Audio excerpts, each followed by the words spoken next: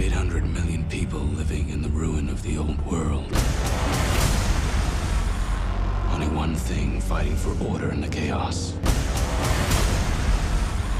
The men and women of the Hall of Justice.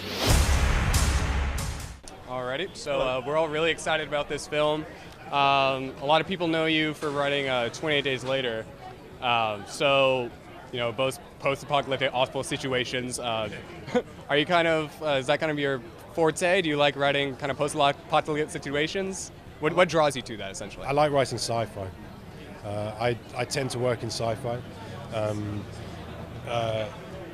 yeah, I do like post-apocalyptic situations because they stick all the characters between a rock and a hard place, and you can be slightly sort of hallucinogenic in your approach. You can do weird stuff. Alrighty, and another question is, what kind of drew you to the characters of, you know, Judge Dredd and the rookie Mama?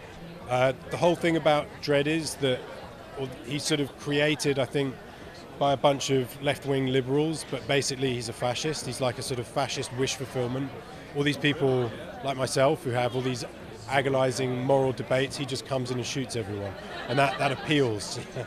That appeals to your inner fascist. So it's partly that's speaking as an adult, I guess. All right, well, he is the law, and we are looking forward to watching the movie. All right, thank you so much.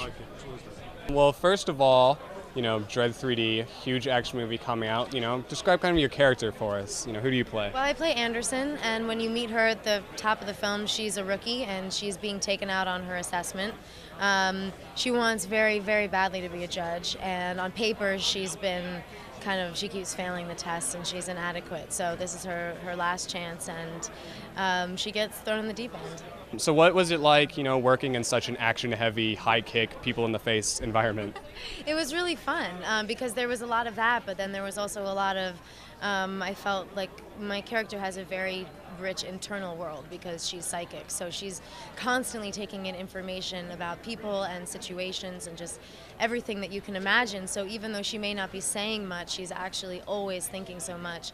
And even though she may be, you know, kicking and punching, there's actually also this whole kind of internal layer still going on with her. So it was the best of both worlds for me. Awesome, and we remember you, you know, from movies like Juno with not too many machine guns and missile launchers in them. Are you a big fan now of action movies? Can we expect you as like the second cousin of Liam Neeson in Taken 3 when that comes out, or?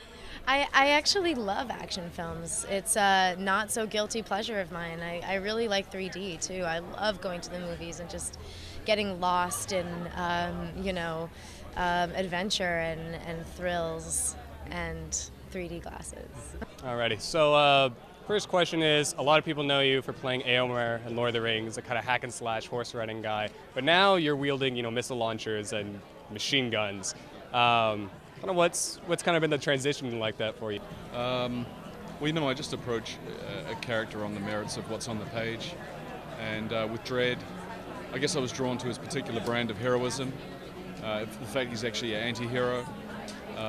You know, and he's the type of guy who is walking headlong into danger when everybody else is running, and to me, that's particularly appealing. Now, clearly, the movie has a lot of special effects. What's it like acting in an environment where you're not exactly sure what it's going to look like at the end?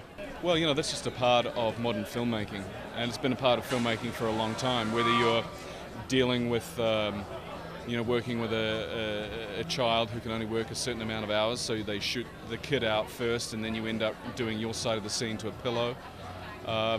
It's no different, you know. It's just part of filmmaking. Alrighty. And those words when you say "I am the law," do you get any chills when you say that? I don't know. Have you seen the movie? Not yet. Looking forward to it though. All right. I'll let the movie speak for itself. Alrighty. Thank you so much, Karl Urban. Cheers. I'm the law. The sentence is death.